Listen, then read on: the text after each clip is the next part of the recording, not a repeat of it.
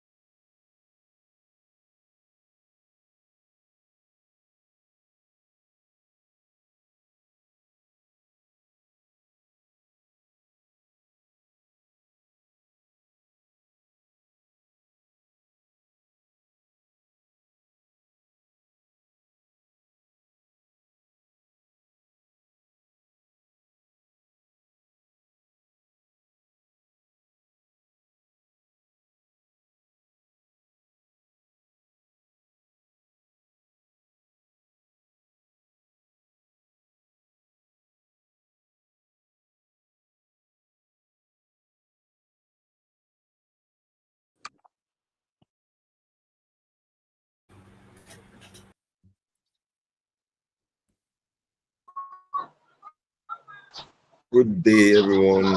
Good morning, good afternoon, good evening, wherever you're joining from.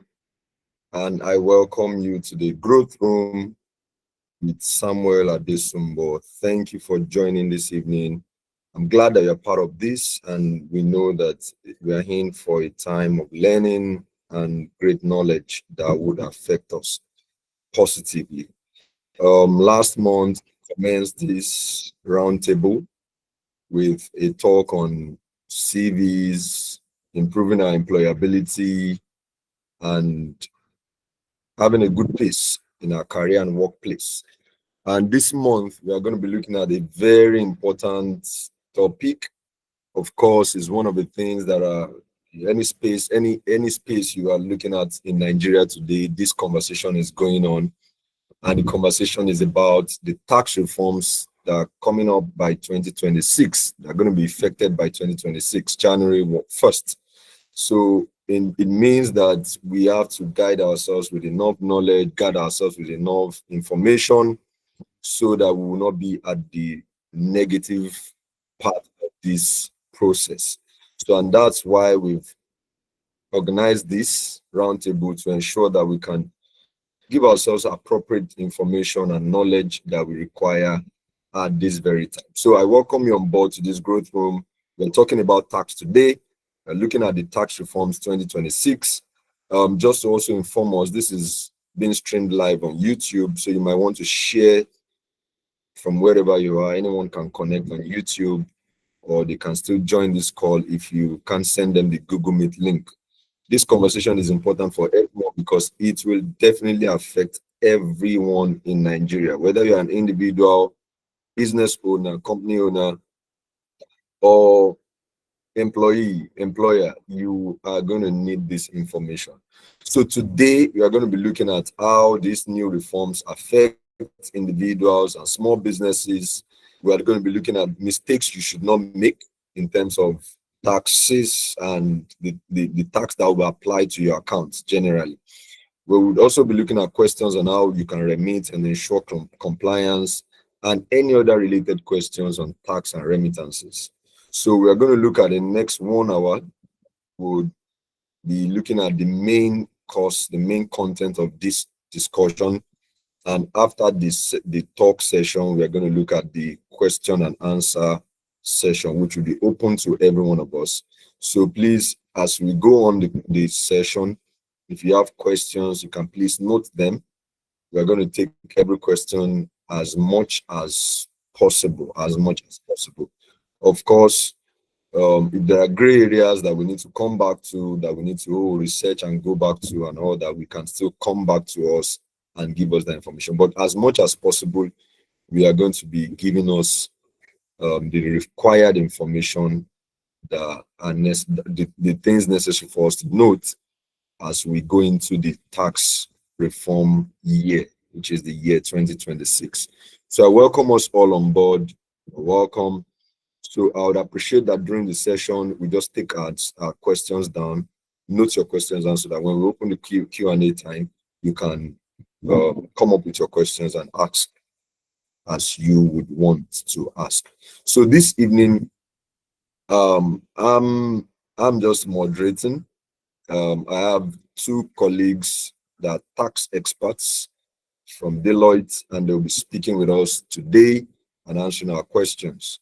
We have currently Mr. John Omolosho, and Ms. Love Bamidele would be joining us as we progress.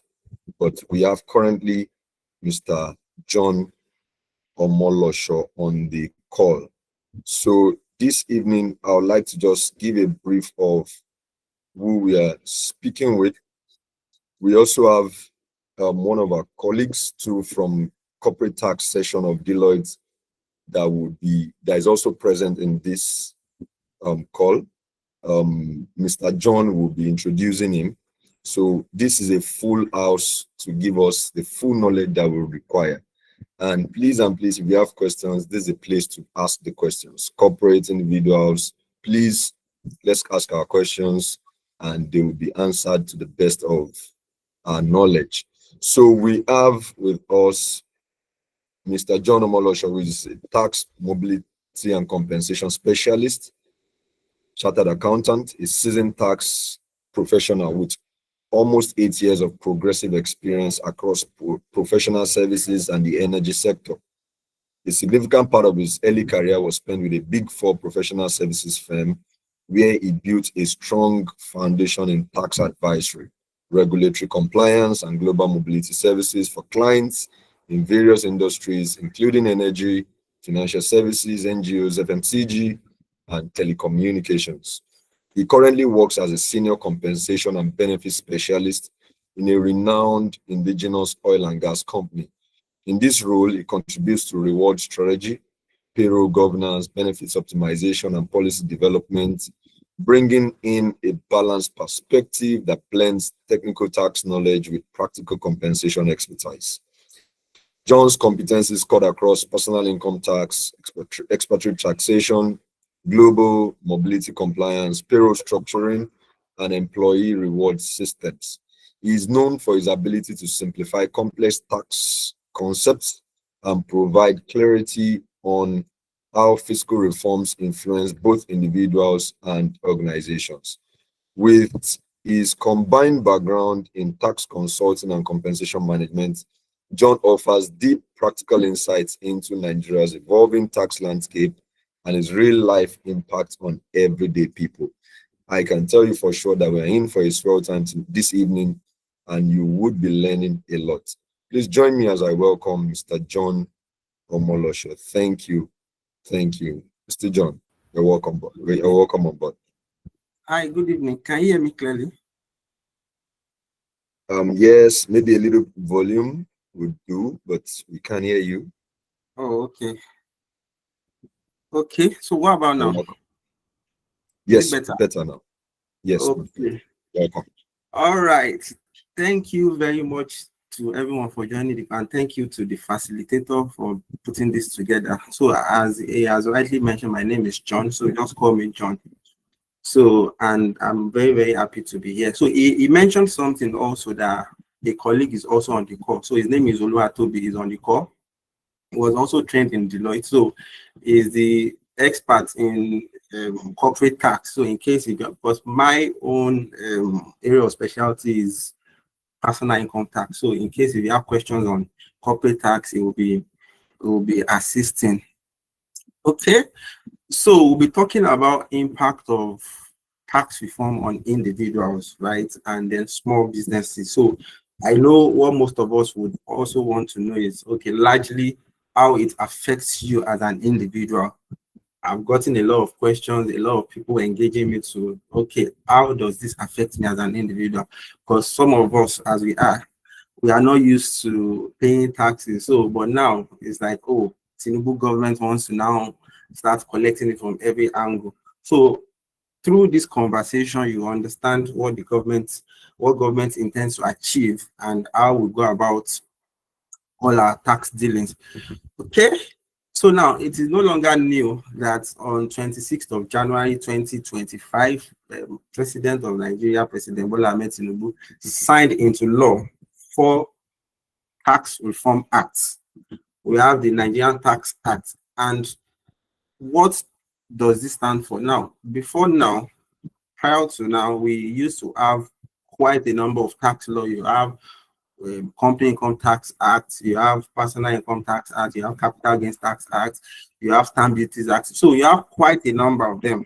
But now, what this particular tax act has done is to consolidate the fragmented tax law, because you will see things different ways and all of that. But now it's been consolidated, and it also helps to reduce tax duplication, because what you will typically see before now is that you will see federal government charging you for maybe a particular tax, state governments will come for their own, and in fact, local governments too. So it helps to minimize duplication of tax across all sectors. Then we have the second one to be the Nigerian Tax Administration Act. So for short, we call it NTAA. Now, what this talks about is that, okay, for the Nigerian Tax Act, it talks about, okay, this is the law, right? How then do you administer what is in the Nigerian Tax Act, which is NTA, right? So that's what this NTAA helps us to do. It provides framework that will help each of the tax authorities to administer that tax, and also that will help each individual to know, or corporate organizations to know, okay, if I want to do this, how do I do it? Basically, so, and it provides efficiency too for tax collection for tax authority. Now we have what we call the Nigerian Revenue Service Establishment Act. Before now, we used to have FIRS Establishment Act, but now this particular act repeals FIRS. So now, with effect from 1st of January, we will no longer have FIRS. What we'll have is NRS. And they are the ones saddled with the responsibility to administer this tax at the federal level. So, and it also expands their scope from just tax revenue to non-tax revenue. That's why you have it as Nigerian Revenue Service Organization. So now you also have the fourth one is the Joint Revenue Board Act.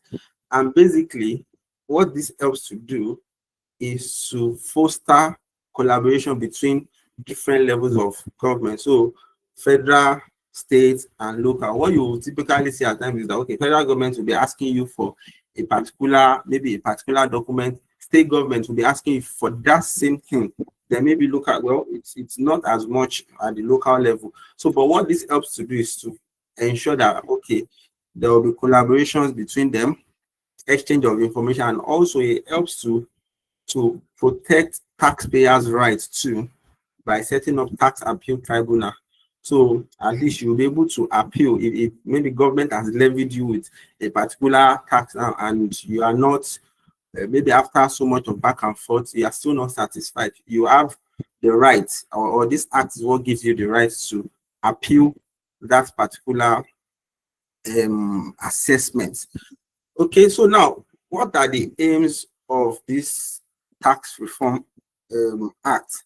I know there has been a lot of misinformation, a lot of people say that government is here to collect our money. Yes, of course, government wants to, but much more than that. What are the reasons why they carried out this reform? Number one is to broaden the tax base, right? So you will see there are quite a number of people that are making so much, but they are not paying tax. So, for example, quite a number of maybe content creators, social media guys, they make so much money, but they don't remit taxes. So what they want to use this particular reform, part of what they want to use this particular reform to do is to broaden that tax base such that if you as an individual, you are ordinarily supposed to pay tax, right? And you've not been paying it, then government will come for you. They will come for you. Then also simplify and harmonize our tax system. So basically, there are a lot of ambiguity around the previous tax that you will see the law saying okay, this provision, but notwithstanding this in consultation with this. So there are a lot of confusions at times that you can encounter reading all those other tax laws, but now this brought clarity, simplifies it, and also harmonizes it, right? And it will help with compliance, of course. Then boost government revenue. This is known to us. It's to also build or boost government revenue, right? If you look at it, they want to collect from more individuals. They want to collect more, and then also they want to now collect more from the HNIs. So what do I mean by HNIs? High net worth individuals. So when we get to where we talk about the tax rate, I will demonstrate to you how it will work. So boost revenue, then also promote fairness too, right? And in the sense that, okay, I know we currently operate a progressive tax rate, but now they're revising that tax rate. They make it to be more progressive to say, okay, low income earners may not pay taxes at all, right? Depends on your level of income. You may not pay tax, or you pay something lower than what you currently pay. Then mid-income earners too, depending on your level of income, you may pay lower or you may pay slightly higher. Then for high net worth individuals, big income earners, then they will pay more. Get. So then also to improve efficiency too, because really there are a lot of inefficiencies that happens at the tax authority side, a lot of corruption, a lot of revenue leakages, and also they want to embed real-time digital reporting into our tax system now, which will help to track this instead of having to do too much of paperwork and all of that. So it helps to improve efficiency to support growth, right? Which is also very, very important, because typically a country should be able to attract investment, right? But what we see today is that, a lot of investors, they don't want to come into Nigeria because they will see that, if I come, there are a lot of regulatory bottlenecks that they will have to face. You have to do this, do that. But now, this particular reform is to help attract investors and then also help encourage low small businesses to grow. Okay, so now drilling it down to how it then affects you as an individual, because I had mentioned that that will be the main focus for us on this call. Now, as an individual, what makes you liable to tax? I will simply say that, oh, you will be deemed to be liable to tax if you are tax resident in Nigeria, right? If you are considered to be tax resident. And what are the things that can make you to be considered tax resident? Number one, you are domiciled in Nigeria. Domiciled is a big English, right? If you are physically present in Nigeria, so and you earn income, then you will automatically be in the tax net. Then you have your second one is you have your permanent domestic, you have a permanent domestic use in Nigeria also. So maybe you have your house, office, and all of that in Nigeria, then automatically you are in the tax net. Then habitual abode too in Nigeria. So you have where you hide yourself in Nigeria, or basically still linked to the second point that you stay here in Nigeria, you work here, you do things in Nigeria, then you will be considered to be tax resident. Then if you have substantial economic and immediate family ties, so your family members, they are here, or you have maybe an economic activity that you do here in Nigeria. So maybe you reside in Ghana, for example, now, and then you have a big business here that gives you income, then you may be deemed to be tax resident here also. Then talking about 183 days rule too, if you live here for minimum of 6 months in the 12-month calendar year, right, you will also be deemed to be tax resident for that particular tax year. Then talking about diplomats too, because diplomats will typically not be taxable in the host country, because you will still be seen to be like a Nigerian resident. So that's how it is. Now, talking about how this tax reform, or what are the changes, or what are the things that this tax reform is now bringing that will then affect individuals. So what I have done here, so that at least we'll be able to put things into right perspective, is to tell you what the old provision is saying, what the new provision is saying. I got a question last week from someone to say that, I've not been paying taxes, so but now with effect from 2026, I want to start paying. Then the person now asked me that, okay, if I'm declaring my income in 2026, will I still pay tax on that of 2025? And the answer is yes, because it's going to be retroactively applied, because some of these things, they were already in the law. They're already in the Personal Income Tax Act. It's just that the level of enforcement is quite low. So if they ask me that, okay, people, ordinary or income earners, are they ordinarily supposed to be liable to tax, even based on the existing law? The answer is yes. It's just that, tax authorities are not able to track things and all of that. But now, updates to personal income tax rates.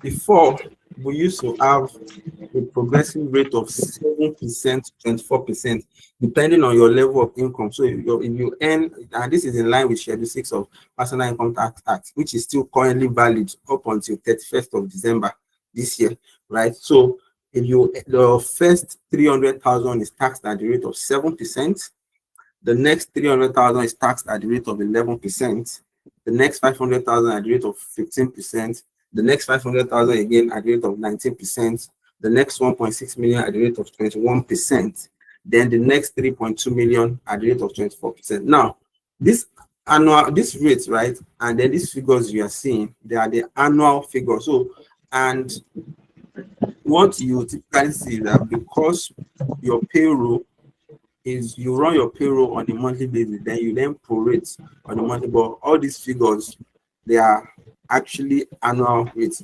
Now we are going to shift from that to a new graduated tax rate now, which is from 0% to 25%. So, and one thing I need to mention to you is that this figure you are seeing, please, if you are not speaking, or let me say, everybody should mute their mic for now.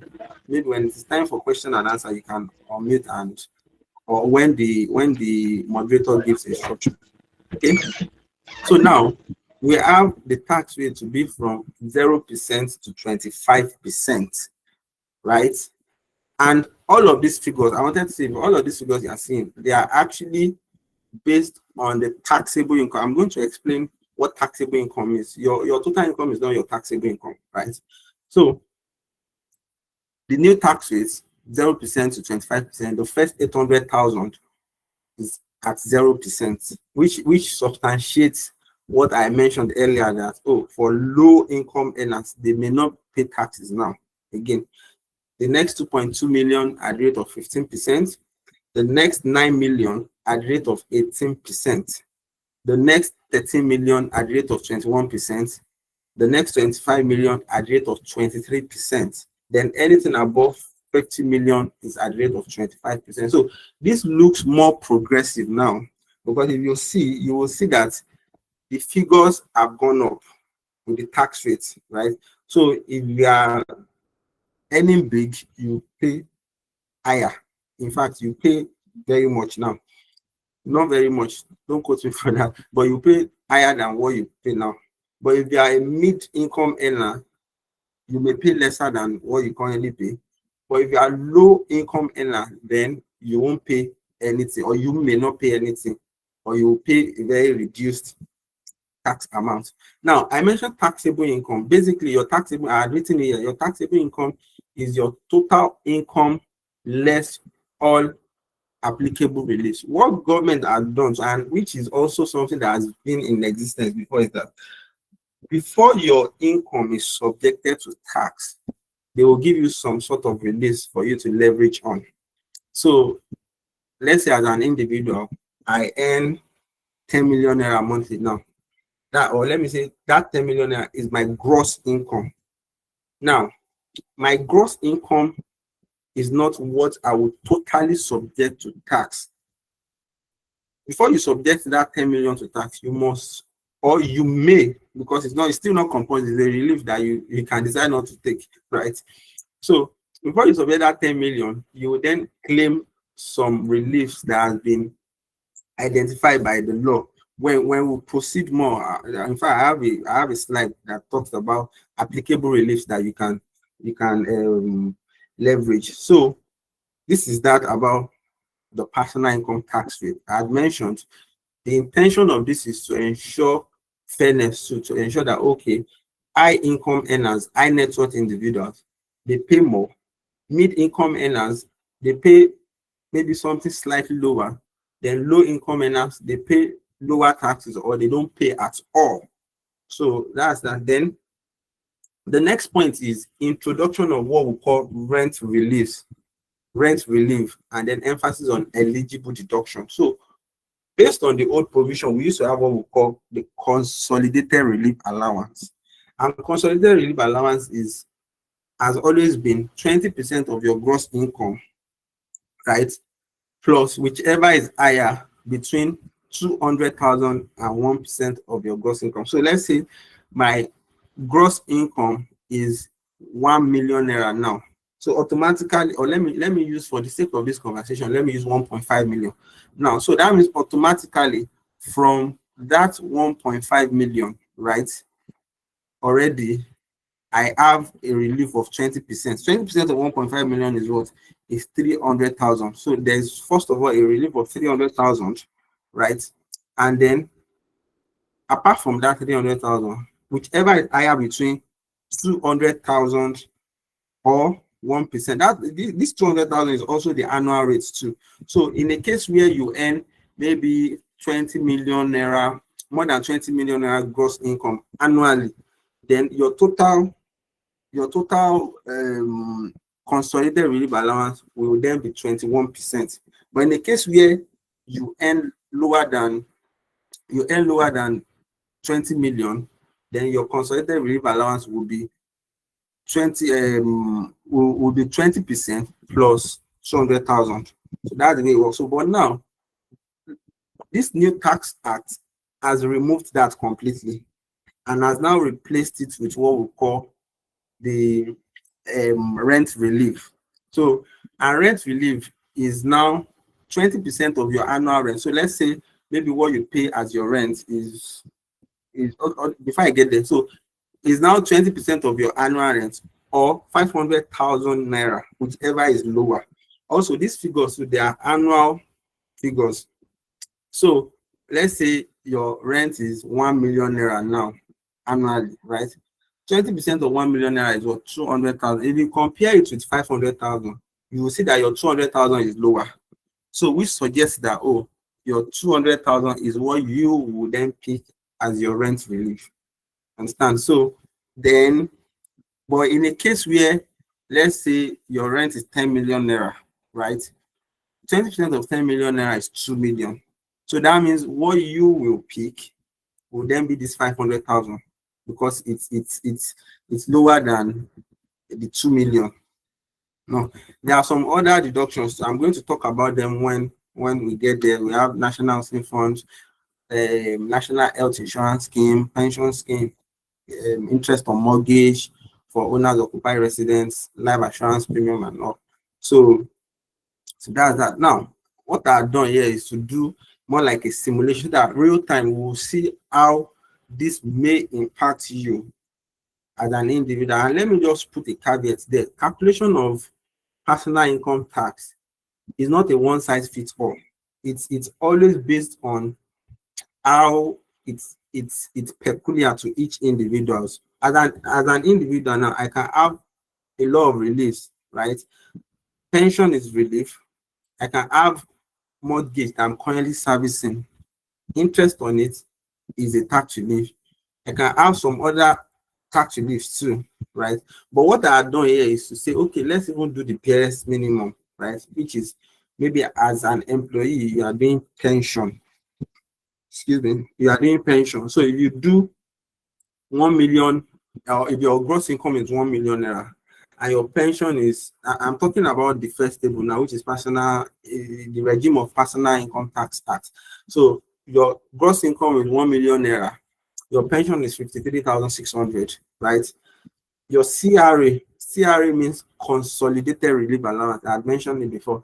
Your CRA is 20% of your gross income. Now, let me now put, some of us will may say, okay, but if you calculate it on this 1 million, what the figure here showing here is wrong. So now what personal income tax act as defined as gross income now is your total income less applicable relief. So if you want to calculate your CRA, you must have backed out this pension, because really pension on its own is a relief, right?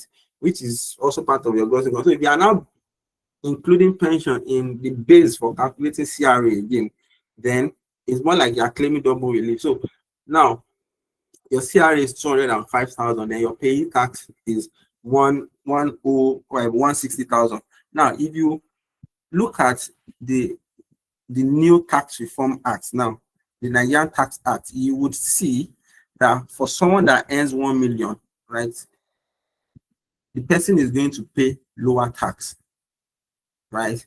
And I had used this rent, I had assumed 500,000 as the rent relief across all of these calculations. As I mentioned to you, it's largely, or it's dependent on what you pay as your rent. Rent relief is whichever is lower between 500,000 or 20% of your annual rent. So, and it is quite important too that you have documentary evidence of the rent that you pay, maybe a receipt from your landlord or something to just show, or maybe tenancy agreement or something that you, because in the event that you get a call from the tax authority to say, you are claiming this, okay, can you substantiate it? So you'll be able to then show the government. So for someone that earns 1 million, the person will pay lower tax, 1 million monthly now. Then moving on to 2 million too, using this simulation, this scenario of, okay, employee pension, right? Person will also pay something slightly lower, so 303 naira.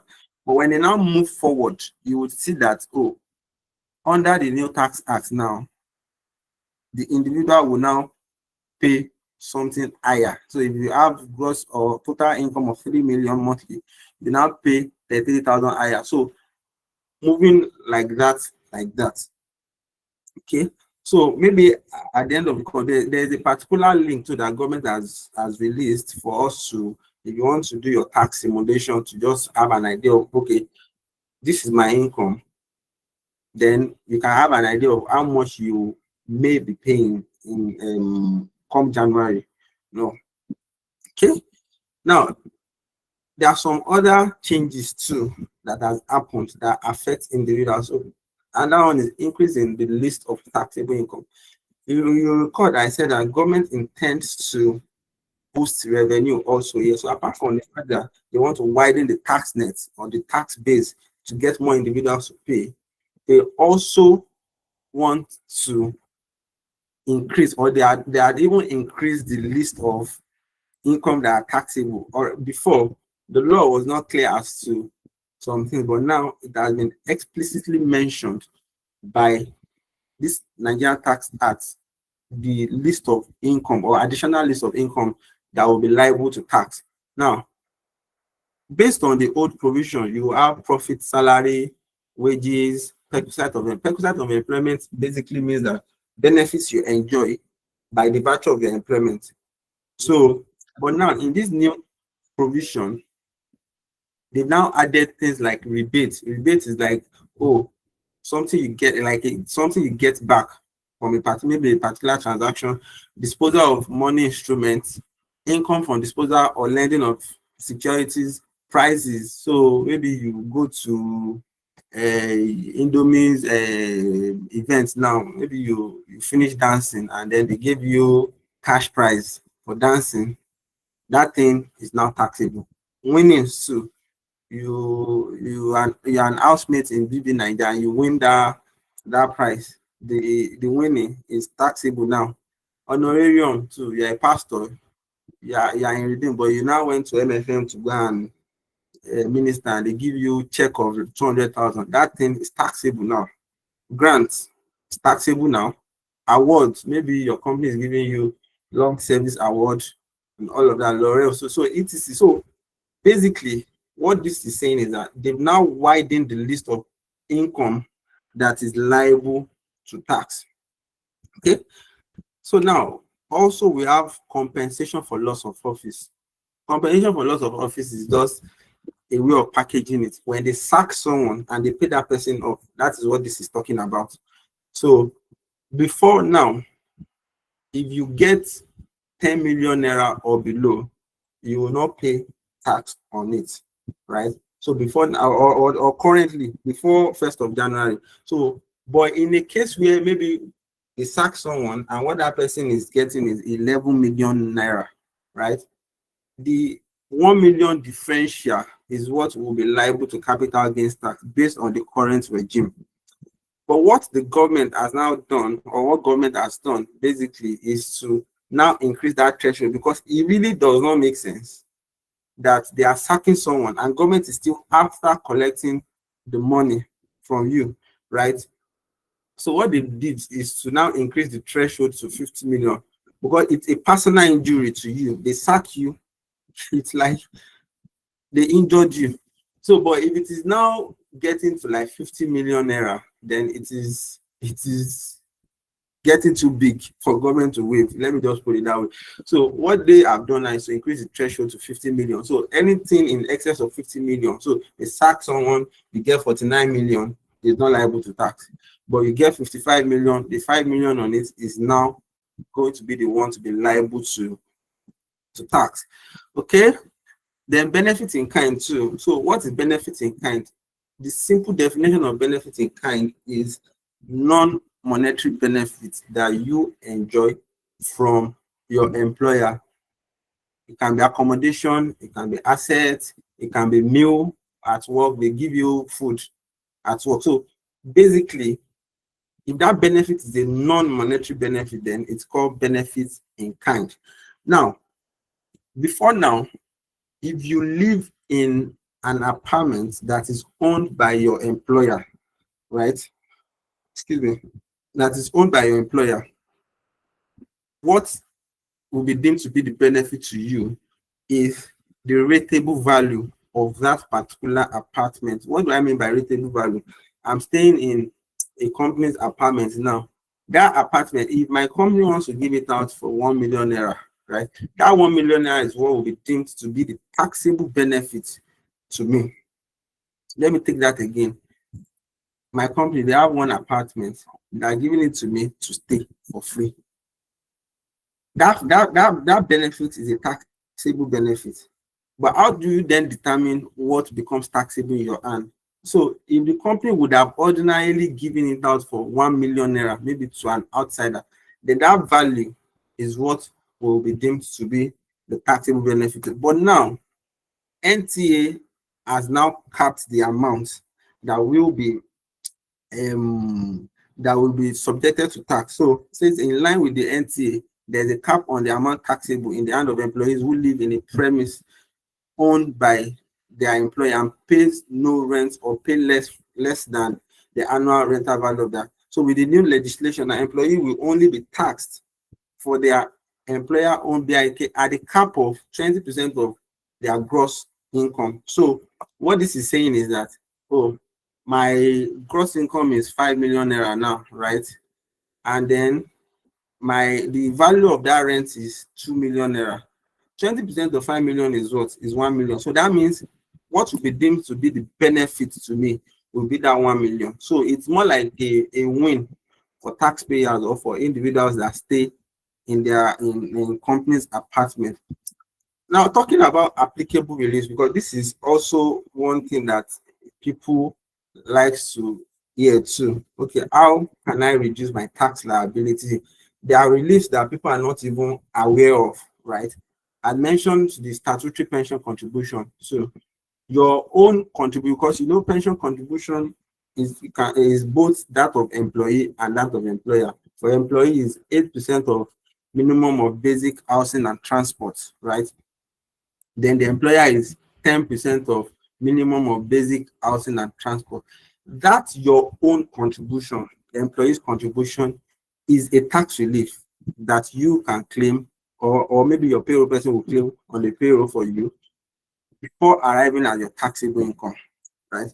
Then also National Housing Fund too.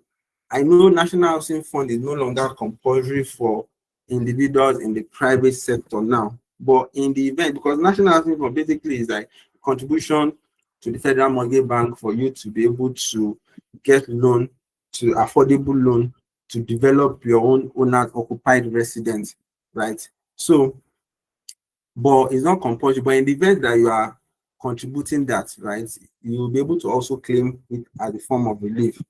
Then life assurance premium too. This is also something that individuals can claim, right? If you pay a premium in respect of your life or that of your spouse, right, you'll be able to claim it as a form of tax relief. And you can claim what relates to the prior year in the current year. So let's say I made contribution in 2024, right? I can only claim that relief in 2025. The interest on mortgage loan, I'll try as much as possible not to take so much of our time so that we'll take questions too. So I should be able to round this up in 10 minutes now. So interest on mortgage loan too. So you get mortgage, right? You are servicing that mortgage. The interest element on that mortgage is also a form of tax relief. There are quite a number of individuals that are doing this and they don't even know that they can leverage that to reduce their tax liability. Then talking about voluntary pension contribution too, you know there's a statutory one which is 8% of your basic housing and transport. You can also be via pro-retirement that, okay, now I don't want to do too much of oblate or I don't want to do too much of dirty December. I want to contribute more to my future. You can contribute more and then claim it as a tax relief. Of course, there's a limit to what you can contribute in line with the labor law.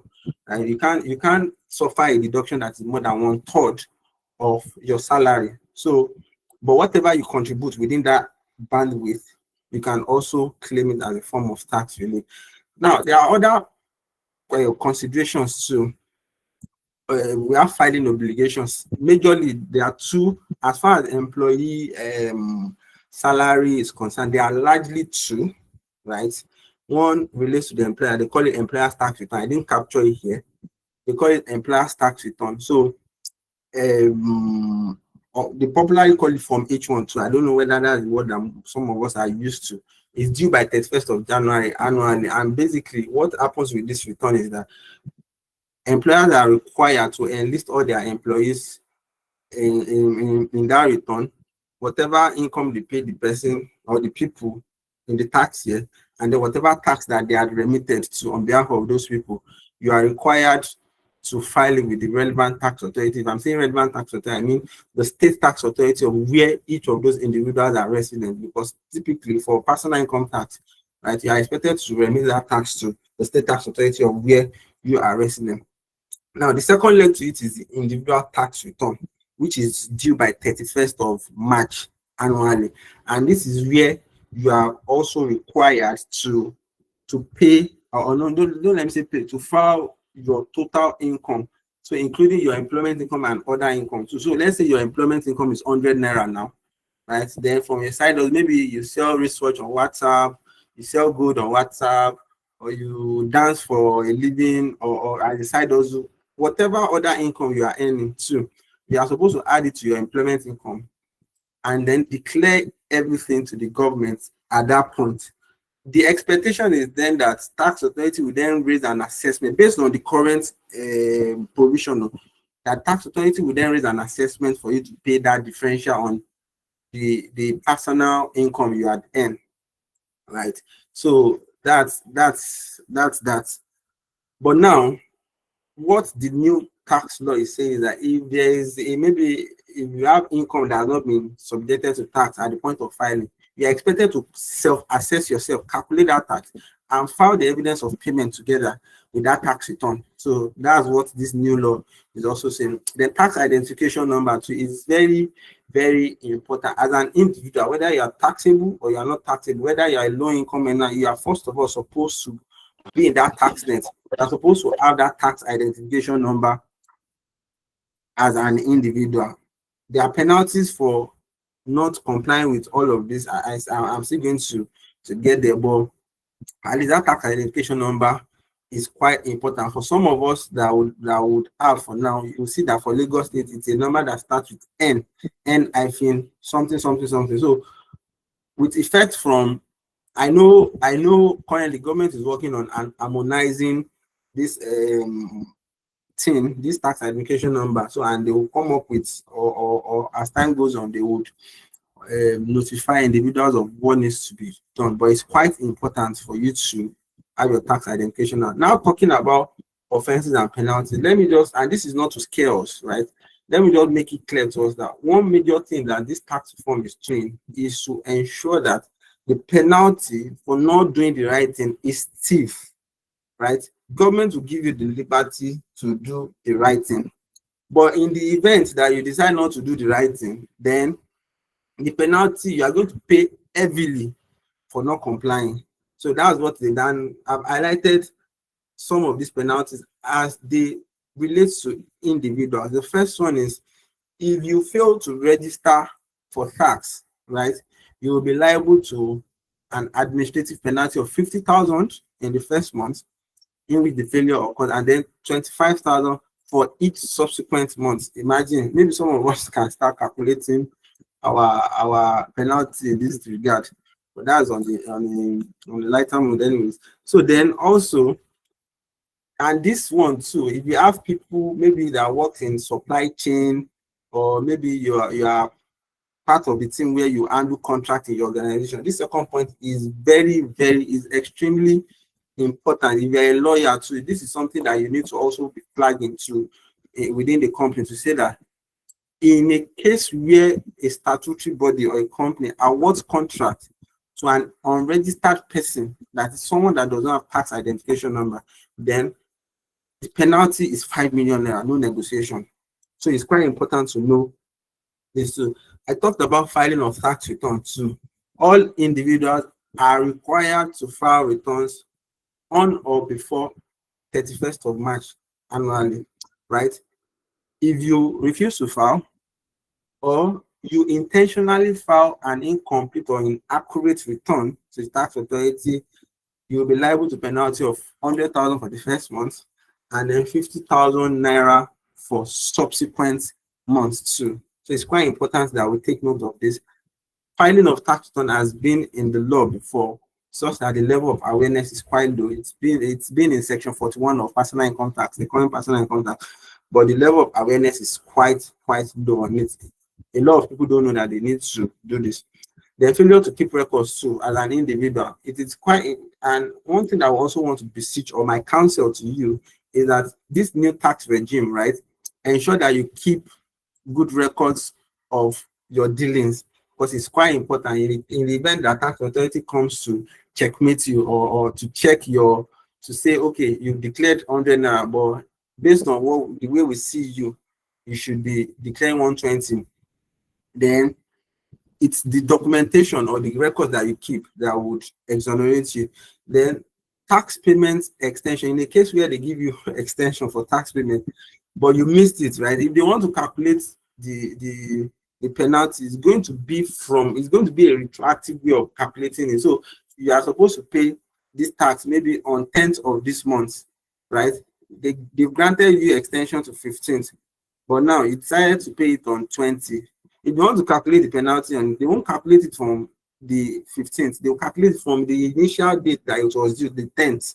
So that's that about it. And failure to respond to a demand, because tax authorities have the power to demand or request for things from you. So failure to respond, right, will attract 100,000 naira on the first day, and then 10,000 naira for each additional day of default. You can see that this is quite wonderful.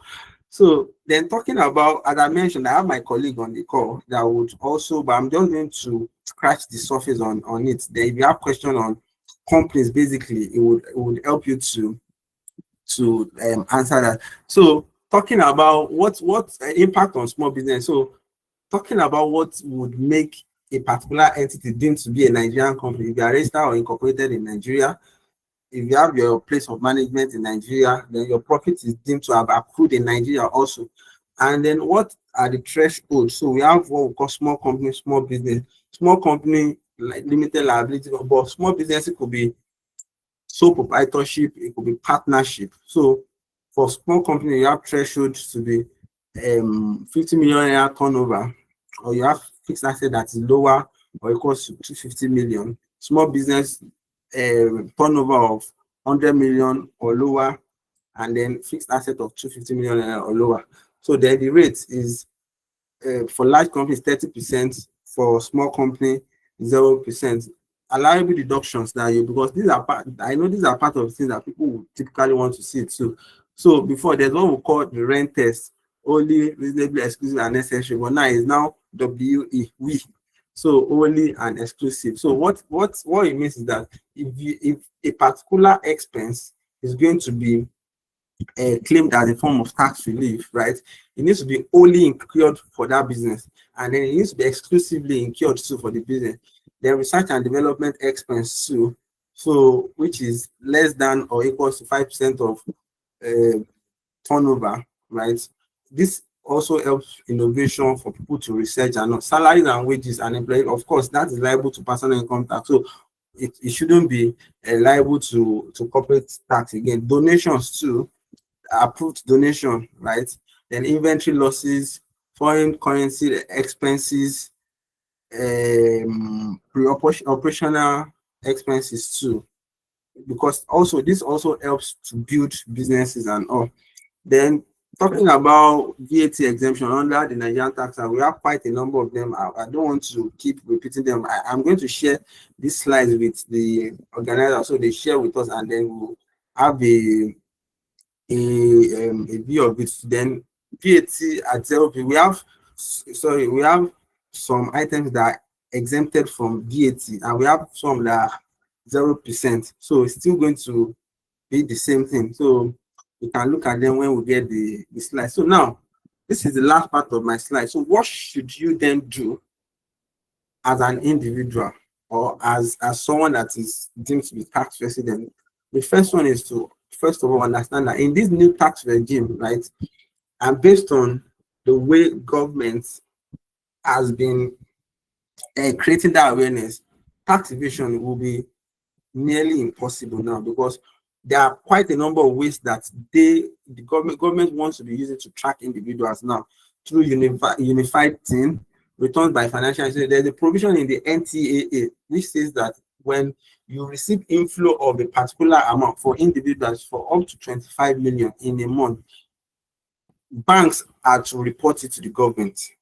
Then for companies, I think it's 100 million. I'm not quite sure of that. So banks are to report those things to the government so that at least government will be, because in a way, government would go for companies and individuals. They will first of all go for companies and individuals where they know that they can collect more. Then also know what applies to you. The sort of compliance I mentioned, the individual tax filing, then reliefs too that are applicable to you, incentives. Then capacity building too is important, and which is why when I started my conversation, I had to thank the organizer, because this is a very good one, a situation where you try to sensitize. So attend events that you would use to, in fact, you can do paid trainings too, to ensure that okay, you are not caught in because ignorance, they say, is not an excuse. So you do so much of capacity building, equip yourself with needed information and all of that. Then stay compliant too. I used to say something that compliance is cheaper. You get, compliance is cheaper actually. Carry out impact assessment. What do I mean by impact assessment? Tax health check to say, okay, based on what I have been doing, right? Have I actually been doing the right thing? For the company I work for, right? Or like at times, even when I'm less busy, I used to just check to say, okay, even before I took over from this person, right? Let me check what this person has done on behalf of the company to see whether there are things that we need to correct before tax authorities come for us. So do impact assessments, check things that have been done, do health check, also forecast to say, okay, what are the things that I need to put in place to forestall future issues. Then prepare ahead of implementation too. You can say next year is far. Next year is no longer far. Next tomorrow we are getting to December. In a month's time, this Tax Reforms Act will be effective. So start preparing now. If there's something you need to do, you need to consult, please consult and prepare ahead. So also engage professionals too, people that will be able to really help you, advise you well. There are a lot of fake people outside. Yes, I've seen a lot of fake posts and all of that, but know the right professionals to engage. So this, I'm going to leave you with this concluding thought to say that the 2025 Tax Reform Act marks a significant evolution in the Nigerian fiscal landscape, placing greater emphasis on transparency, self-assessment, and digital compliance for individual taxpayers, whether employees, self-employed professionals, or entrepreneurs. The reform demand heightened level of awareness, responsibility in managing income, documentation is key, and then reporting obligation. So that's the end of my presentation. If you have any question, or let me give the floor to the moderator to moderate the rest of the meeting. Thank you very much. Thank you so much. This is awesome. Thank you. I'm sure we've all learned a lot, and the part where we couldn't dive deep into the company tax. If you have questions around it, please, we can raise it now. So if you have questions, please just raise your hands from your reaction button, so that I could call in the order of how we raised our hands. So please, if you have questions, let's raise our hands now while we take the questions. Thank you. Mr. Chimobiogwe, please go ahead. Okay. Okay. Anyone? It's out of the call already. Okay. So anyone, you have questions, please raise your hands, then I'll call anyone. Okay. So thank you so much, Mr. John. I'd like to ask, and for instance, for all of us, just to get more clarifications on this, that in the part of at the first part of the slides where we had the salary thresholds for the 2 million, 1 million, there was a part where we had 800,000 minimum. Is that monthly or annual salary? Okay. Is it monthly or annual salary? Okay, thank you for that question. So maybe you missed that part. So I mentioned that it's the annual tax band actually. Do you get? So Okay, yeah, it's not monthly, it's annual. not monthly. Yeah. Okay, okay. So just for us to get more clarity on that. Then any other questions? Or okay, maybe I'll just keep doing these clarifications while we look at this thing. So I also wanted to ask so that maybe we reiterate, how would this tax be deducted or enforced? So will it be monthly, quarterly, annually, or what would be the process like? What would the process look like? Okay. Thank you. Thank you. So now when it comes to individual tax payments, right, we have two ways it can be done. We have people that are largely it's called personal income tax, right? So but that personal income tax can be divided into two. We have people that are under the payee scheme. So payee is pay as you earn. So those are people under paid employment, right? Then we have people that we call direct assessment. Now, people under the pay as you earn, basically your employer would have the obligation to deduct and remit to you, to the government on a monthly basis. So which is why you will see that what you get on a monthly basis is net of tax. Right. So your employer will do all of those things. Your pay slip, if you get it, will show you the breakdown of your gross to net, and then you see your tax. But for people under direct assessment, what direct as it implies, direct assessment, that you are not under any company, but you need to still pay that tax. So what will typically happen is that, okay, for the whole year, so let's use 2025 as an example now, and which is where that documentation is also quite important, right? So for the whole year, whatever income that you earn, you are expected to declare it to the tax authority by March. You remember that I mentioned that March is the due date for filing of individual tax return. So from January to December, what I earned was maybe 20 million naira now. I would have to aggregate that and declare to the tax authority. The way it used to work was that, oh, you declare, then you wait for government to assess you. And then when they assess you, you check whether what they assess you is it aligns with your position. If it aligns, you pay. If it does not align, you object within 30 days. And then you do your back and forth, you do reconciliation, and then come up with a landing. But this new tax act now, what it's saying is that, oh, if you are even under direct assessment, right? Your annual income is 20 million. At the point of filing, you calculate that tax yourself and pay it and file the evidence of tax payment together. If there's any differences whatsoever, you guys, if I'm saying you guys, you and the tax authority will come back to it and resolve your differences. But you will pay the incidental tax when you are filing and also declare your income. I don't know if that answers your question. Yes, yes, please. Yes, please. Thank you so much. Thank you. Okay, so we have Bukola Babalala. Please go ahead. Please go ahead with a question, ma'am. No, trying to unmute. Okay, can you hear me? Yes. Yes, we can. Oh, thank you very much, Omolosho. That was very insightful. Actually, I was supposed to ask two questions, but your last comment addressed the first question. I didn't put down my hand because it's still remaining, let me see, a part B of it. Okay. Initially, I was going to ask, so as employers of a company, we are still just going to remain muted as our employees remit for us. But from your explanation, I think if they are going to go by this, I don't know, I stand to be corrected.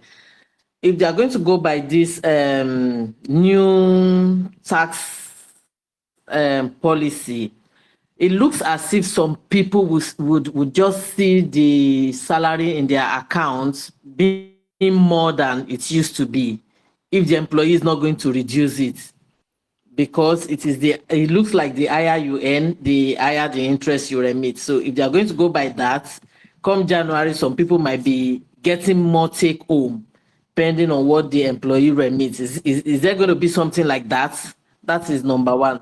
My second question is with respect to the direct assessments. For those who are employees of an organization that remit tax for them already, they also have a side hustle. How is this going to affect them? Are you going to get your total income of your side hustle, then remit on your own, or we have to follow this maybe there's a particular amount that you must be earning before you can remit. I'm talking Okay. of those people who have side hustles at the same time they are Okay. employees of an organization. And there's something Okay. that is affecting me too. In my organization, I happen to have two tax number, and I have sent a mail to the Alausa or the tax authority. So Mm. maybe you were talking about them coming out with a particular strategy or so. I don't know. I wrote that they should Mm. use one, combine it together, and let me just have one so that I know this is my tax number. I have written and written over 3 years. I have not gotten response. Oh, That's okay. just a personal one. Thank you. Okay. All right. So you have three comments. So let me take them one by one. So your question is that based on this new tax law now, that are there possibilities that some people's salary will increase or some people's take home will increase? The answer is yes. Because I mentioned that for low income earners, right, you may not even pay anything again, or you now pay something lower. In the event that you don't earn as much as something that will take you to a very high tax band, then it is expected that the net pay that will hit your salary, I mean that will hit your account, sorry, would increase come this January. And I said that it's not a one size fits all. If you earn so much too, your tax will go up, and then your net pay will in turn reduce your net pay. So that's that. Then for people with side hustle, so I know I mentioned, maybe you also missed it. So let me see, let me put figures to it now. I work for ABC Limited, right?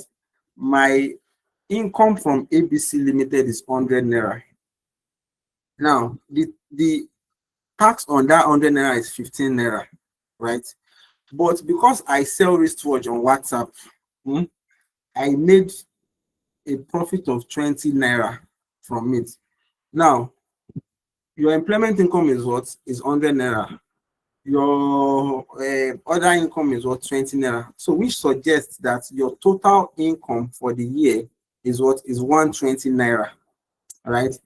At the point of filing your individual tax return, what you are expected to file is that 120 now, which is 100 plus 20. Now talking of the tax angle of it, don't forget that your employer had remitted 15 naira from the 100 naira, right? So the expectation is that you calculate the tax on that 20 naira and remit it alongside the filing that you want to do. So basically the way to work is this: you add the 100 plus 20, right? That's 120. You calculate what the total tax is on the 120. So let's say the total tax on that 120 naira is 21 naira. Don't forget your employer has remitted 15. So what you will now be expected to remit is 6 naira. So then the third one, you said you have double tax ID. Well, maybe you can take it outside. It's something I can help you to consolidate. I know I've had cases of people that used to have double tax. It's not supposed to be, right? They are supposed to consolidate. So at the point of consolidating, you will then indicate to the tax authority to say, oh, this is your preferred one. So maybe you have N-123, then another one N-456. You send it to the tax authority and then indicate your preferred one that you want to return and then consolidate. But if you're having issues, you can take it offline. I can assist you to execute that. So I don't know if that covers your three comments, ma. It does perfectly. Thank you. So in essence, you are saying that my side also, irrespective of the total income, I must remit tax. Well, the total income. So if you are saying the total income, it's also, you also need to be clear to it, right? So let's say you use 5 naira to buy. I don't know why I keep using wristwatch. Maybe because I like wristwatch, right? You use 5 naira to buy that wristwatch that you want to sell. Now you now sold it for 7 naira. Now, 7 naira will enter your account, but in the actual sense, 7 naira is not your income per se. It is 2 naira, the difference between the cost and the income. So that 2 naira is what you then take as you carry as your income. You understand? Yeah. Okay. All right. So any other question? Great. Thank you. Thank you, Ma. Thank you, Mr. John. Any other question? Okay, we have Ogunle Similolo. Okay, please go ahead. Please go ahead. Good evening, and thank you very much for this enlightenment. And yeah, I really appreciate. So I want to ask: is there like a structure in terms of remitting the tax itself? Because when you were mentioning, you just mentioned remitting. When we are doing our remittance, you're just remitting this amount to with I just remitting this amount. Is there like a structure on how this process would go? And also, you also mentioned tax repayment within the first 30 months, which is from January to March. Are we obligated to pay our tax each month, or we can gather it up and pay it in the third month, which is March of next of next year? I wasn't really clear on that, so we can enlighten me on that. Oh, okay. Thank you. Okay. So for the structure of payments, right, you know, I mentioned that for individual tax, it goes to the state tax authority of where you are resident. So, and for the purpose of this conversation, I'm going to assume that maybe you are resident in Lagos. Now, before I assume, each of those tax authorities, they have their own different, and I'm hoping that this new tax regime would help to unify how all of these things are done. Each of those tax authorities, they have their own different way of tax remittance. And to a very large extent, I can tell you that it's a bit scattered. Let me just put that. So now, for example, for Abuja, right, you need to do it through RRR, remitter. Right? For some tax authorities, you need to do what we call pay direct. But for Lagos State, what would typically happen is that there's a sort of, well, for if you are paying under pay, right, there's a sort of monthly filing that you need to do, and then you generate what we call bill of reference. You must generate that bill of reference, and that bill of reference is what you will then use to make that payment to the tax authority. So let's say what you want to pay is 50,000 now. You go to the portal, to the tax portal, you generate that bill of reference. So that bill of reference will carry the 50,000. It's more like an invoice, basically. You generate that invoice, but they call it bill of reference. And then the 50,000, you select whichever bank you want to make it to, or whichever way you want to do it. You make that payment to your preferred bank, and then you then share the bill of reference to them for them to allocate that payment to the bill of reference. So once you do that, you automatically see your tax receipt on your tax portal. Now talking about payment timeline. Now I said, and I want to assume also that you are talking from the angle of self-employed individuals, right? Now, if you are what's it called? If you are self-employed, the expectation is for you to declare your income at the point of doing your annual tax filing. So for 2025 now, your January to December tax and income, you are typically expected to do the filing in March of 2026. So at that point, when you are filing your return, you will also calculate the tax on your income, right? Of course, you may be able to maybe get private rulings from the tax authority to say, oh, maybe based on your cash flow, you want to, because like at least in practice, I had gotten one before, private ruling to say that, oh, you get the tax authorities approval to say, oh, let me spread my tax. Maybe after calculating my tax is like 50 million, just for typically you're supposed to pay that amount, upload it together with your annual return and file.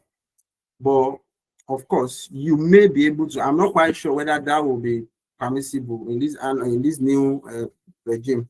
But you may also be able to get that private rate. Say, okay, let me just spread this. I know I've done it before. So, but to answer your question, you're expected to make that payment based on the way the law is now, the NTAA, the Tax Administration Act, you are expected to upload the evidence of payment at the point of filing that return. So I don't know if that answers your question. Yes, it does. Thank you very much. Okay. Okay, thank you. Thank you. Okay, so we have a question in the chat box, which I also wanted to touch later on, which is about if you have a side hustle registered as a business name and the turnover is below the tax threshold, will it be tax exempt? That's one. Then to add to it, what will be the tax threshold for a business name? And I mean in terms of income. Okay. Thank you. Okay, so it actually depends. Now, when I was doing, so when I was doing the what's it called, my presentation, I mentioned the threshold for small companies and small businesses. Now, it also is also largely dependent on the structure of your business. I mentioned that it could be sole proprietorship, it could be what's it called? It could be partnership. If you operate a sole proprietorship now, what I can tell you for a fact is that you are also going to be treated like as an individual. So you have your turnover, right? You remove all the incidental expense. After you remove all your incidental expense, right? And then you now get what we call the profit element of it. It will then be subjected to the personal income tax, that graduated rate that I showed you, the 0% to 25%. Right. So I don't know if that answers your question. Okay. I'm waiting for the okay. So Mr. Yanu, does that answer your question? Does that answer your question? Please state on the chat box, or if you want to speak, you can unmute yourself and speak. So we have another question we have someone from okay. Okay, what if it is LTD? Limited. I don't know if Toby Limited wants to help liability. me take, because that would then take us to a corporate The company side. perspective of it. So Toby, do you want to help me answer that? Okay. Can you repeat the question again? So I can align. So talking about how this threshold applies to limited, like a small company, basically, how this tax threshold applies to limited company, or small companies, basically. Oh, okay. So we have the Nigerian Tax Act, and under the interpretation section, it defines a small company to be a company with revenue of 50 million or less, and fixed assets of 250 million or less. Right. So once your assets are below that threshold and your revenue in a particular year is below that amount, right? You are still taxable. However, the rate is 0%.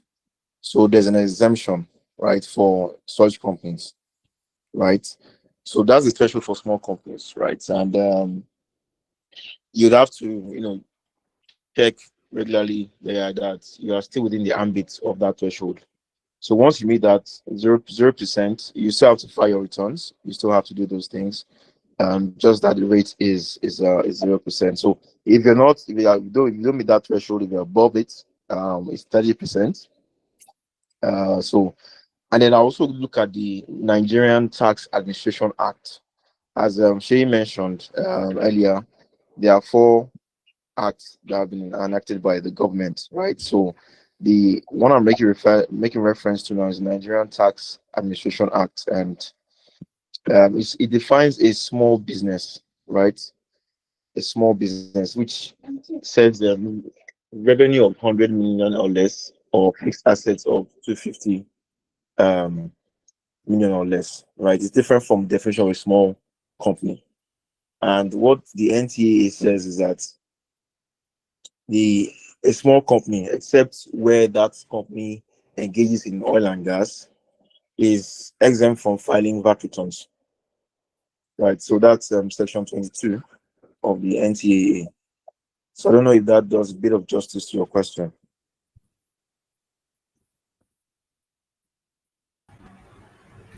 Okay. Thank you very much, David. So you can Thank drop your comments in the chat box if you want further clarification. Okay. Okay, I think it's settled. Yeah. All right. Yeah. Thank you, Mr. Toby. So we have someone on the chat, Evelyn Adesumbo. Please go ahead.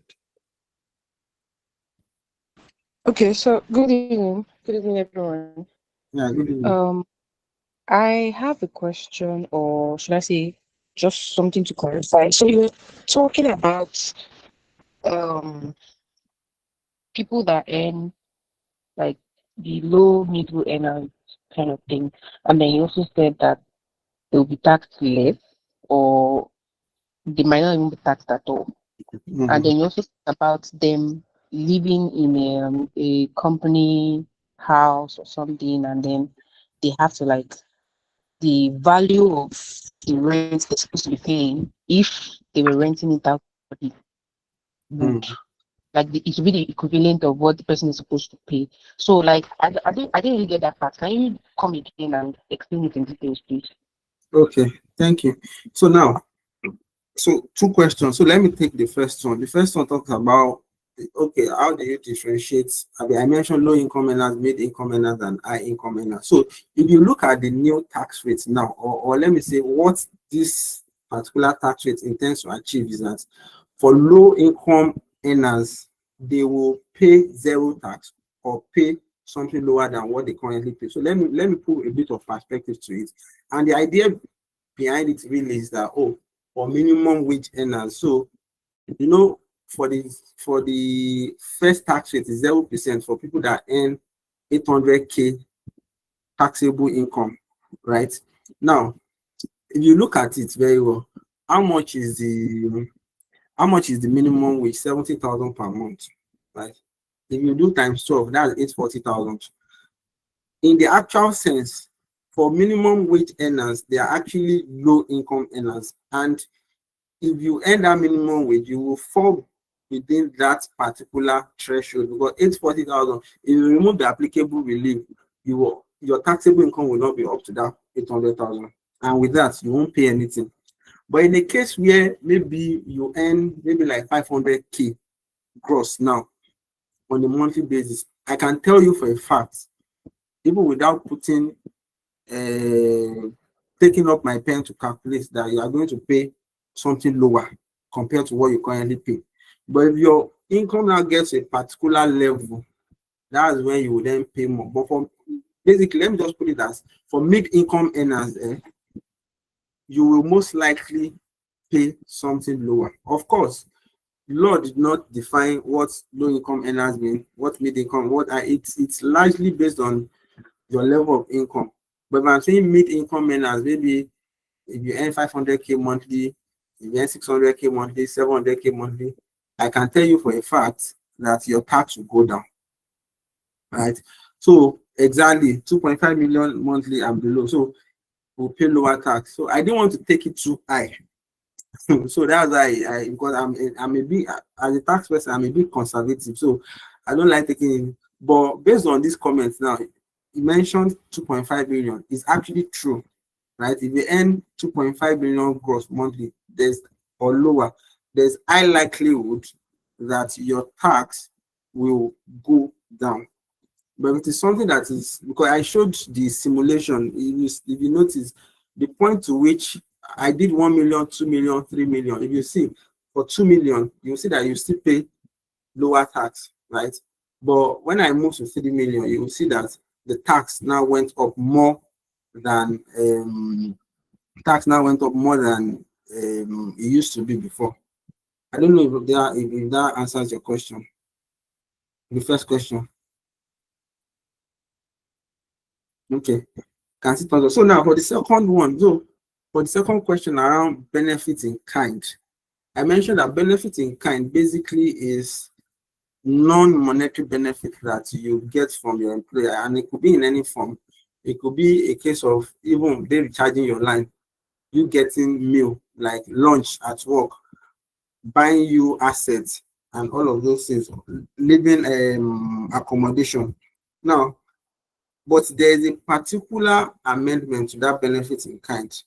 Before now, okay, I work with company ABC, right? That company ABC, they have an apartment. They are giving it to me to stay based on the existing law, right? If the company rents that apartment out, whatever they should ordinarily have gotten from renting it out will be deemed to be the tax benefit to me based on the current law. But now, what this new tax law is saying is that, yes, if I'm staying in my company's apartment, I am still going to be seen to be getting a taxable benefit, but it's going to be capped at 20% of my gross income. That's changed to it. So it's more like a win for the taxpayer. So let's say the apartment is 2 million naira now, right? That's what they would have got if they rent it out. But and my gross income is 5 million, right? So 20% of 5 million is what? 1 million. So that 1 million is what will be deemed to be the taxable benefit to me. I don't know if that clarifies your question. Okay, I think that works. Do you have any other question? Oh, yes, we do. We have one on the chat box which says, for people like bus drivers and similar workers, bus drivers, artisans, market women, how would they be taxed, considering that most of their activities involve cash and very little electronic transactions? So those are the people in the informal sector, right? And largely, those I want to believe that those are part of the people that may be considered as low income earners that may not even pay. If you aggregate whatever they get, that may not even pay at all. But I know, based on what government is currently doing, right? They are deploying quite a number of intelligence to ensure that they track. For now, I'm not quite sure of how they want to track that, because there are people in the informal sector. But at least government, they are saying that they are going to track it. I'm not quite sure of how that will be done.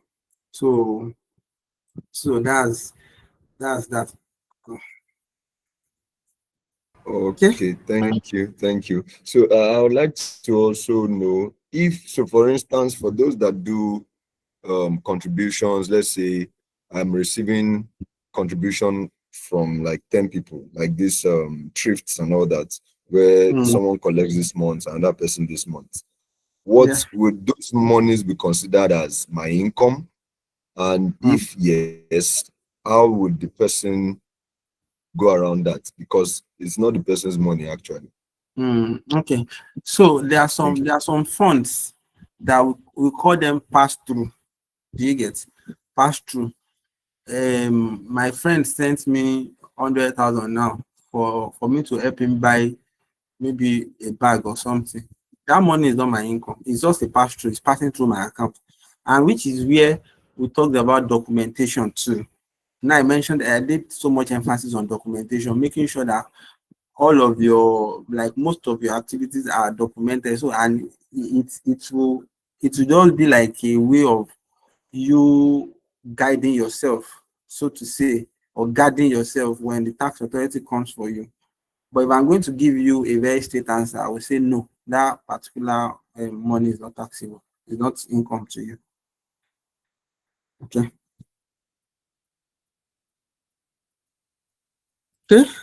Okay, great. Thank you so much.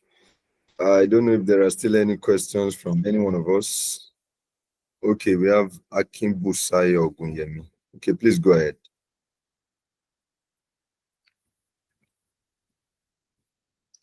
All right, thank you very much, Mr. Omolasho, for that insight. Please, there's a question coming to my heart now, and then I would like to get some clarity for it. Now, when it comes to tax payment, you mentioned that it is the company that you work for that will be saddled with the responsibility of remitting your tax payment. Now, I want to ask, is there a platform whereby you can follow up on the remittance? Is there a platform for it? That's the first question. Now, the second question is, in the early days when the information about tax registration came out, we were informed on the process to go about it. And then at a point, a link was sent that people should use that link to do their registration. Even in the early days, we could see even some people, the place where I work, registered through that platform. But even till now, there was no feedback, because part of the process, they explained that like the link or the registration number will be sent to your Gmail. But then even till now, we've not been able to get any feedback from those platforms. So I want to confirm if those platforms are real, and if there's any other platforms that you can register and get a valid feedback or information. Thank you. Okay, thank you very much for that. So the first question is, how do you follow up with your company to ensure that they are accurately remitting your tax? So if I'm going to give you a straight answer on that, I can say that you can always walk up to your, whether the HR person or the finance person, to demand, okay, you need a breakdown of whatever has been done for you, the tax payments too. And also, if you get your pay slip on a monthly basis, so you'll be able to see whatever tax that is being deducted. Then let me now also give you another 2 ways you can also use to be sure. So if you are resident in Lagos, right, ordinarily, before they make your tax payments, they will generate what we call a bill of reference for you. That bill of reference is what serves like the monthly filing for all employers to do. Now, if they generate that bill of reference, they will enlist everybody's name, right? They will enlist everybody's name and upload it. Once that payment is made, you automatically get notified. Do you get? You automatically get notified on a monthly basis by the tax authority to say that, oh, this is what has been remitted by your company. So if that is not being done by your company, you may have to check with them to see how they've been doing it, but that's the ideal way to do it. And the last one you can also use to get it to is to get to know what you is being paid on your behalf is the tax clearance certificate. So you can always demand for your tax clearance certificate from your company for them to get it from the tax authority. Tax clearance certificate will show your income and then your tax amount. So now, talking about process of registration, maybe I would ask that what platform are you talking about, and to confirm, which state are you resident in? All right, I'm a resident of Oyo State, Ibadan to be precise, and I've not been able to confirm the validity of the platform, but I just, at the time it was sent, I think via social media platforms, and I happen to know a few persons that registered. Even till now, they've not been able to get a feedback. The tax and the education number that was always to be sent. Okay. So for Oyo State, right? You know, I told you it's largely based on whatever each of the tax authorities want to, how they want to administer their own. For Oyo State, I'm going to send you the link that you should use to check. So first of all, verify that maybe you have any existing one. If you don't have, then you can always register from it. But there's a portal for your state. So I'm dropping it in the chat box now. So it's a self-service portal that you can use. I'm not quite sure of the link that you've been given before, but I have used this before, and I can tell you that it works. And after this call, maybe we still have issues. We can always find a way around it. You can reach out directly on it. Okay. All right, thank you. I think we have a last question on the chat box saying, as regards pass-through funds that you mentioned just some minutes ago, does transaction narration on bank transfers assist with the documentation you mentioned about pass-through funds? I want to believe so too, and because if the person sending to you puts narration, also if it is a pass-through form, at some point that money will leave your account soon. You agree with me? So narration, also the corresponding outflow too, can also help you explain what that font is used for. Get. Okay. Great. Thank you so much. I think we do not have any hands and we do not have any questions on the chat box currently. Okay. And with this, we want to really appreciate you for your time and for being here to okay, we have one hand. Sorry, okay, I just wanted to chip before we take that. I wanted to chip something. So what I want to say is that I know on this call, right, we won't be able to address everybody's concern. People may have issues that they deal with maybe in their company and they may need assistance. So you can always reach out at any point in time, and then we'll know how we can help you. Even if it is a corporate tax, you know, I mentioned the other person too that answered that question. You will be able to also assist. So just to point that, but I can see that our time is actually really over stressed. Yeah. Okay. Let's have Ismail, then we can move on. Okay, Ismail. Okay. All right. So we would be dropping his contacts. I can reach out. So Mr. John, will you be dropping your contact, please? Yes, I'm dropping it now. Okay. I'm dropping it in the chat box. All right. So thank you so much for every one of us that have joined. I'm sure it's been worth our time so far. There are two important information that have been dropped on the chat box currently. His WhatsApp number, which is Mr. John's WhatsApp number.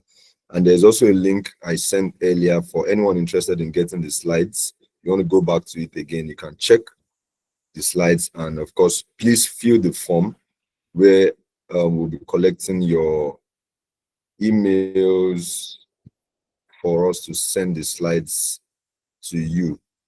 Then also, okay, for those that probably maybe you have someone that missed this session, there's also a live streaming that has been recorded on Adesumbo Samuel on YouTube. So you can please still you can replay this again. You can check through places where you've missed, maybe you joined late. You can watch again over and get the information required.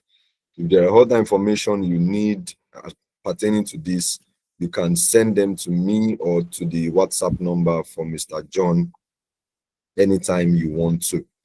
And I think with that, we've come to the end of this session. As I said, if you want the slides, please fill the Google form. It's going to be helpful. And any questions you have, you can reach out to Mr. John. I also want to appreciate your colleague. Is it Mr. Toby, right? Toby, yes. Toby. Yes. Please, we appreciate you. Thank you so much. Thank you for that insight. And so I'm sure if there are information, if there are questions on corporate and on when we send to Mr. John, it can be reached through you, so we can get our answers through. So thank you so much. Thank you so much. In the absence of any question, the form is not coming up really. Please try again, ma. Or can someone confirm if the form link, because once we end this call, you might not see the link again. I'm not sure if you will still see the link. Please, if you want to fill in the form and you want to get the slides, kindly try it now so that you can be sure. Can someone try? I just checked now. I said I just checked now and I am able to access it. You're able to access it. Okay. So please check again. Okay, I'll reshare the link now so that in case you want to. Okay, someone said, what's the smartest way for Nigerians to save and grow their money? Okay, so we are going to be, there's a session for January or February that will be looking at investments, savings method, growing our funds, which would be for January. So what we would also do is if you register your email on this link, we'll be able to send you information pertaining to that session coming up in 2026 by God's grace, either January or February, but there's a plan on ground to treat a session on investments and alternative saving methods. So that's from email that innocent. We are going to get to that, but we won't. This session won't be able to address that. This session won't be able to. Oh, Mr. John, is there anything you have to say around that? Well, I'm not an investment. Okay. Yeah, so there's a conversation going on already with a senior investment person at FBN Holdings, which will be taken by January, February as the cases. But we are going to communicate. So please, if you're not a contact, maybe you don't get emails or anything from me, please put in your email on the form. So even if you don't want the slide, well, you get the slides, but you still get other information coming up in the future. And of course, on the Growth Room YouTube, there will be announcements. So you can please, on that YouTube channel, you can subscribe so that when there are information or sessions like this that will come up in the future, you get the prompts for them and you get reminders for them on that YouTube channel. So you can follow the YouTube channel at Adesumbo Samuel, can subscribe and you will get it. Please, the email should be on the form, on the Google form. It should be on the Google form. Thank you so much. It should be on the Google form so that we can work with the form. Thank you so much. So we appreciate you, Mr. John, Mr. Toby, and of course, our other colleague, Love Bamidele. I think she wasn't able to eventually join the session. Thank you so much. I'm sure we've all learned and we are grateful for this time that you've given to us. I'm sure we are growing. I'm sure we have learned a lot in this process. So please, let's keep up this learning and this knowledge. Let's check the slides again. Let's watch the video again. It's be on our YouTube page. Let's check it again, learn again. And in fact, you might want to educate other people around you. Share with them. Let them also learn.